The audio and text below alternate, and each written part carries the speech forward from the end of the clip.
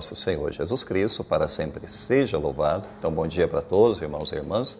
E hoje, nesta quinta-feira, que nós celebramos a bem-aventurada Virgem Maria, sob o título de Nossa Senhora de Guadalupe. É a celebração de hoje, padroeira da América Latina, nesse dia 12.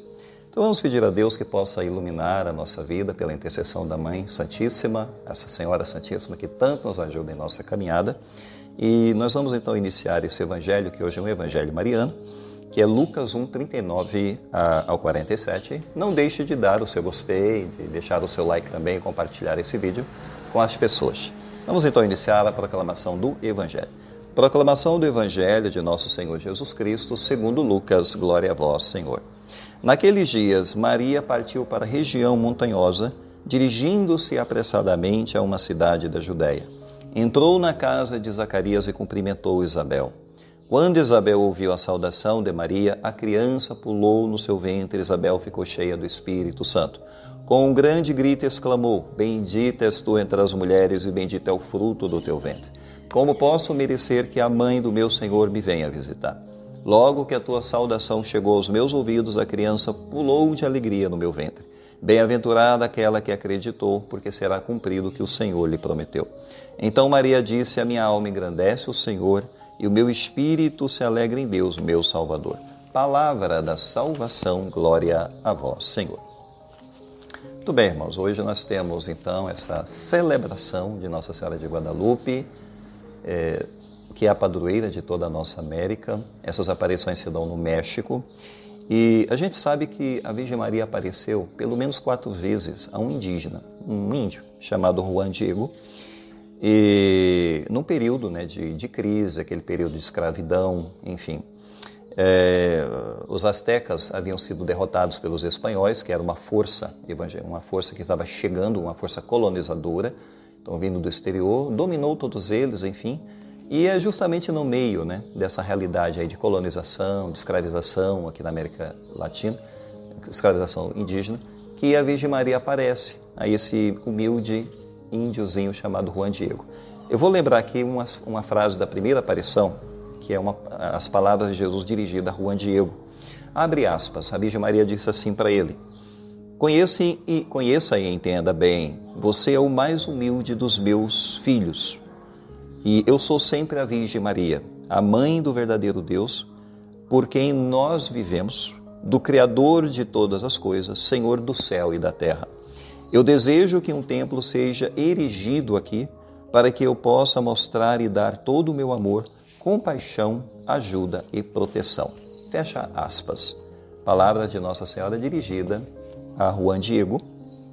E o que é muito interessante aqui nós percebermos, nessa aparição da Virgem, é que ela está falando a um nativo, a um índio nativo, um homem nativo do local, e ela está falando a língua dele, ou a linguagem dele. Então, a Virgem Maria aparece com algumas características também. Ela tem uma característica de mestiça, ou seja, é uma mistura de indígena, aspectos indígenas com aspectos espanhóis, que é muito interessante, mostrando, portanto, essa questão da unidade, mostrando essa questão da harmonia, ou simboliza também a mistura das raças, o que é muito interessante a gente perceber como é que a Virgem Maria aparece aqui. Essa tilma, que é aquele pano milagroso onde está a imagem dela, tem quase 500 anos. E uma tilma que a gente sabe que duraria talvez 30, 40 anos, ou 50 anos talvez, e até hoje, 5 séculos, e desafia a ciência, porque está lá preservado.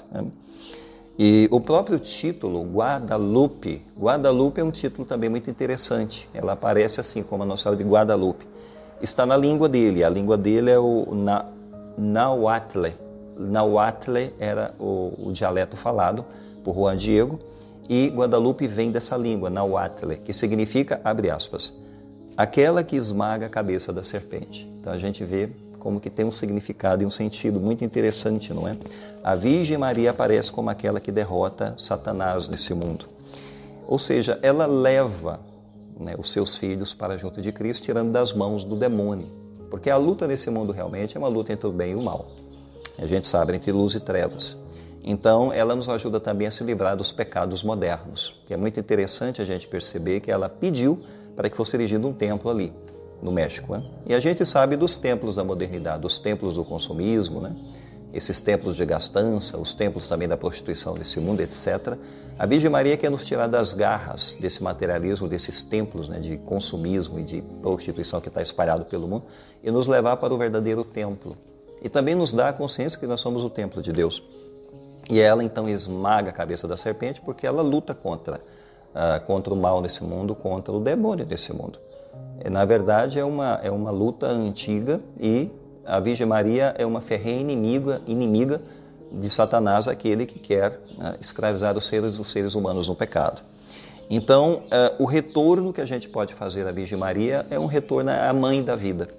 Naquele momento de mortes, né, porque era uma escravidão, a colonização, a Virgem Maria se colocando à disposição de Diego para ele começar a fazer essa revelação até para o bispo do local saber, para futuramente ter uma igreja lá, né, um santuário.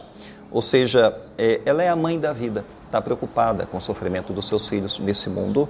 E numa época, sim, numa época que nós vivemos de cultura de morte, numa época de respeito à vida humana, de aborto, pautas cada vez mais liberais, que não se importam com questões éticas, com a vontade de Deus, que deve ser respeitada, a gente sabe. Então, a Virgem Maria, ela aparece para esse índio, e ela está grávida. A gente percebe que ela tem uma cinta de maternidade ao redor dela. E ela está grávida, ou seja, ela vai dar Jesus para nós. Ela é quem dá Jesus para nós, né? Jesus nasce através dela e ela nos dá o Filho de Deus. Então, as aparições no México inspirou o mundo, inspirou milhões de conversão, não é? E ela também nos inspira na evangelização. Ela nos inspira a lutar contra essa cultura de morte que se espalhou no mundo, porque ela é a mãe da vida.